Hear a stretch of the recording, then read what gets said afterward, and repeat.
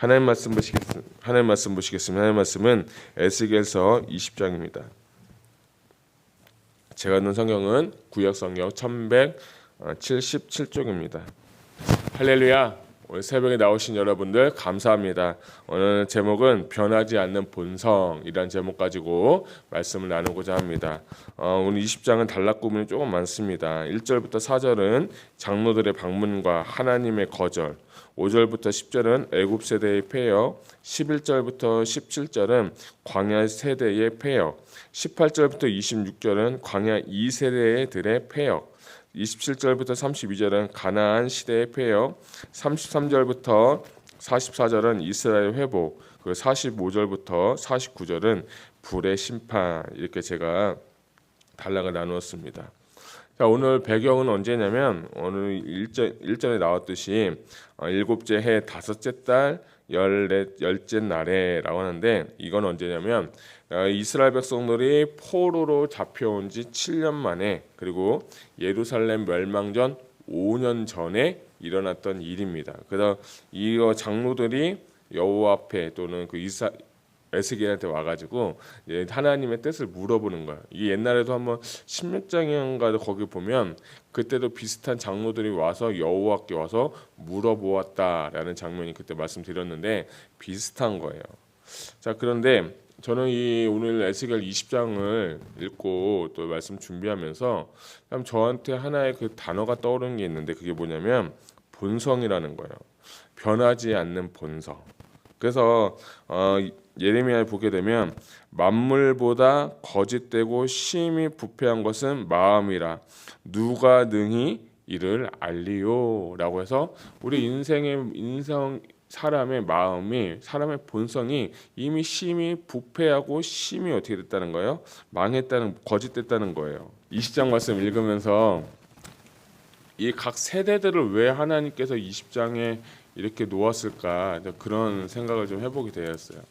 20장에 보게 되면 애굽 세대, 광야 세대, 광야 2세대, 광야 2세대 다음에 가나안 세대, 그 다음 세대들, 그리고 그 지금까지 이 시대의 사람들을 왜 계속해서 열거하시면서 하나님께서 이렇게 썼을까라고 제가 생각을 해봤는데, 그게 뭐냐면 상황이 바뀌고 환경이 바뀌고 시대가 바뀌어도 사람의 본성은 변하지 않는구나 하는 것을 가르쳐주기 위해서 전 20장을 기록하지 않았나 그렇게 믿습니다. 성경만큼요, 사람의 본성, 성경만큼 사람의 그 본질을 잘 드러내는 책이 없다고 저는 생각합니다. 성경을 보면요, 여러분 좋은 얘기가 많을까요? 나쁜 얘기가 더 많을까요? 물론 좋은 얘기도 많지만 제가 볼 때는, 제가 보는 관점으로는 나쁜 얘기들이 좀 더 많은 것 같아요. 싸우고 죽이고 전쟁하고 시기하고 음모하고, 또 예수님의 십자가에서 죽이기도 하고, 신약에 가서 보니까 베드로가 가는 곳곳마다 복음을 전할 때 유대인들이 와가지고 시기 질투해가지고 죽이려고 하고, 또 이렇게 가다 보지 요한계시록 보게 되면 어때요? 또 계속 막 싸우는 얘기들만 계속 나오는 거예요. 심판 얘기들 나오면서. 왜 이런 것을 계속 기록했을까? 성경은 진리라고 했는데, 진리는 무엇입니까? 우리 인간의 본질을 잘 드러내는 것이 뭐냐? 바로 성경이고 하나님의 말씀이기 때문이에요. 그래서 상황이 바뀌고 환경이 바뀌어도 변하지 않는 것이 뭐냐? 인간의 본성인데, 그 본성 자체가 이미 아담의 DNA를 갖고 있기 때문에 죄성을 가졌고, 더 나아가서 그 모든 환경 가운데, 환경을 통해서 우리 안에 있는 모든 교만함이 다 드러나는 것이 바로 성경에 기록되어 있고, 또 나아가서 이 죄라는 것, 죄성을 갖고 있는 우리가, 죄는 계속해서 반복적으로 지어진 것을 제가 보게 된 거예요. 그래서 제가 보니까 어떤 죄를 많이 지었나 봤더니까 8절, 16절, 18절, 29절은 산당, 32절은 목석을 경배한다라고 해서 이 20장에 나오는 하나의 단어가 있는, 그 죄가 있는데, 그게 뭐냐면 우상 숭배라는 것이 계속해서 나오고 있어요. 우리가 어제 19장에서는 보게 되면 두 가지 죄, 사람을 삼킨다라는 것에 대해서 말씀드렸는데, 오늘 20장은 왜 하나님께서 이스라엘 백성들이 왜 멸망을 당하고 왜 고통 가운데 있는지에 대해서 정확하게 가르쳐주고 있는데, 각 세대마다 뭘 했냐면 우상을 섬기게 되었다는 거예요. 각 세대마다 우상을 섬기고, 지금도 우리가 목석을 세우거나 어떤 신상을 세워서 절하는 그런 우상에게 절하는 것이 아니라 이 세대와 비슷하게 지금 우리도 어떻게 보면 우상을 섬기고 있지 않을까 하는 그런 생각이 돼요. 돈이 우상이 될 수 있고요. 관계가 우상이 될 수 있고 자식이 우상이 될 수 있고 또 우리의 명예가 우상이 또 될 수가 있는 거예요. 그래서 이 20장 통해서 하나님께서 하시는 말씀은 너희 안에 뭘 제거하라? 우상을 제거하라. 우상은요, 자기 본성, 자기 사랑의 극치라고 제가 몇 번 말씀드렸어요. 이건 뭐냐면 내가 사랑하니까 내가 이걸 이 우상한테 절하고 이 우상한테 내가 뭔가 이용해서 내가 먹고 싶은 거 내가 정말 추구하는 것을 다 채워서 넣어야 되기 때문에 우리의 본성, 우리의 욕심은요 끝이 없다는 거예요. 하나님은요 우리 기도 다 들어주세요. 그런데 어떤 목사님 그런 말씀하셨어요. 우리의 욕심이 너무너무 커가지고 하나님도 결국에는 우리의 욕심을 포기하신다. 이렇게도 말씀하시더라고요. 아 그렇구나. 우상 섬기는 건 본성이구나. 내 사랑은 내가 자기 사랑은 극치구나. 그러면서 이 20장에 계속 나오는 흐르는 시대마다 있는 그 우상의 죄를 반드시 끊으시기를 주님의 이름으로 축복합니다. 자 그렇게 죄를 갖고 오는 사람들이 기도를 할 때 하나님의 반응은 무엇입니까? 3절에 보니까 인자야 이스라엘 장로들에게 말하여 이르라 주 여호와께서 이걸 이렇게 말씀하셨느니라 너희가 내게 물으러 왔느냐 내가 나의 목숨을 걸고 맹세하거니와 너희가 내게 묻기를 용납하지 아니하리라 주 여호와의 말씀이니라 라고 하면서 이 3절 말씀에 주님께 하나님께서 이스라엘 백성들 장로들이 와서 이제 하나님께 기도할 때 주님께서 정확하게 말씀하신 게 뭐냐면 내가 응답하지 않겠다.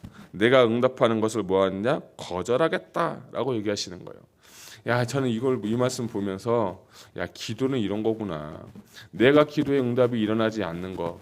혹시 내가 열심히 간절하게 기도했는데 내가 응답하지 않는 건 하나님이 나한테 응답을 안 해주시는 게 아니라 내 마음 가운데 우리의 마음 가운데 어떻게 보면 우상 섬기고 죄가 더 관영하기 때문에 죄가 하나님과 우리 사이를 가로막혔기 때문에 기도의 응답이 안 될 수도 있겠구나 하는 것을 제가 이 말씀 통해서 배웠어요. 장로들은 저번에도 말씀드렸지만 에스겔에서 와서 물어보는 게 뭐냐면 우리 이스라엘 어떻게 됩니까? 이스라엘 어떻게 됩니까? 라고 물어보는 거예요. 정말 좋은 거예요. 그런데 다른 선지자한테 물어보는 때는 이제 회복된다 라고 했지만 시간이 가도 회복이 안 되니까 다시 와서 이 에스겔한테 물어보는데 에스겔은 어떻게 말하는 거예요? 동문서답하는 거예요. 나 너 응답 안 한다. 너희의 죄 때문에 절대로 응답하지 않는다. 역으로 말하는 건 뭐냐? 당신의 죄, 우리의 죄가 해결만 된다면 기도는요 이루어질 수밖에 없겠구나. 이것이 오늘 하나님께 주시는 아침에 주는 메시지라고 생각합니다. 여러분 오늘 우리 삶 가운데 기도의 응답이 안 되는 건 잘 생각해 보시면 그것이 나의 욕심이 될 수 있고 나의 우상이 될 수 있고 나의 죄 때문에 그런 거예요.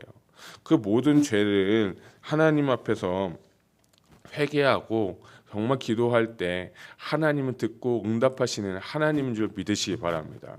자, 그런데 이 3절과 동일한 말씀이 또 어디 나와 있냐면 31절에도 기록이 되어 있는 거예요. 20장 31절 한번 볼까요? 네. 31절을 보게 되면 너희가 또 너희의 아들을 화제로 삼아 불 가운데로 지나게 하며 오늘까지 너희 자신을 우상들로 말미암아 더럽혔느니라. 이스라엘 족속아 너희가 내게 묻기를 용납하겠느냐 주 여호와의 말씀이니라. 내가 나의 삶을 두고 맹세하노니 너희가 내게 묻기를 내가 용납하지 아니하리라. 그러니까 20장에 전체적으로 장로들이 와서 물어보는데 이 31장은 이 광야의 이 세대들이 그 가나안 세대들이 패역에 대해서 얘기를 하면서 이 3장과 31장의 중요한 이 두 구절을 통해서 하나님께서 너희가 아무리 기도를 하고 물어봐도 난 절대 너에게 응답하지 않겠다고 선언해버리는 장이에요. 야, 여러분 이런 말을 내가 들었을 때 어떤 반응이 일어나야 될까요? 그래. 내가 죄가 많으니까 회개하고 하나님 앞에 나아가야지.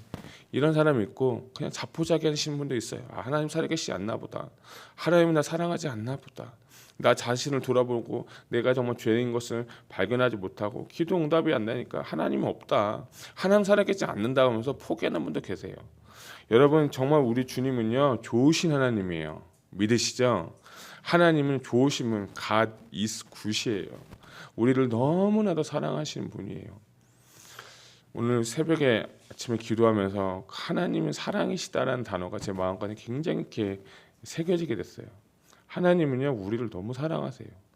부모가 자녀를 사랑하는 것처럼 그 이상으로 우리 하나님은 우리를 너무 사랑하시는데 우리가 기도하고 구하는 것을 왜 안 주시겠습니까? 왜 하나님이 응답 안 하시겠습니까? 근데 뭐가 막혀서요? 우상을 섬기니까. 하나님 외에 다른 것을 섬기고 하나님보다 다른 것을 사랑하니까 하나님이 질투하신 하나님이 내가 너의 기도 듣지 않겠다라고 주님을 선언해 버리는 거예요. 저는 이것이 이 이스라엘 남유다의 그 당시의 영적인 상황이라고 저는 믿어요.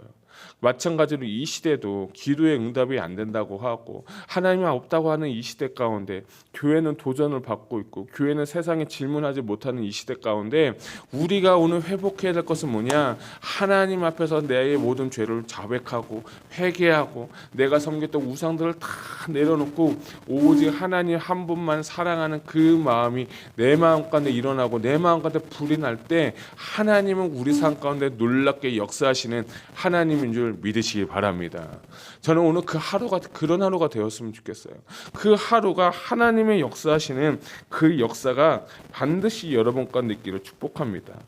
특별히 5절부터 32절까지 보게 되면 계속해서 반복되는 단어가 하나 나오는데 그게 뭐냐면 규례와 안식일이에요.